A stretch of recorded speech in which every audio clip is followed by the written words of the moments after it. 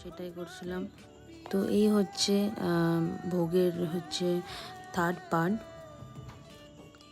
তো সবাই জানাবে আর সবাই একটু প্রে করবে যাতে আমার ঠাকুমার আত্মার শান্তি কামনা হয়, খুব ভালোভাবে সুন্দরভাবে যেন ওপারে থাকতে পারে।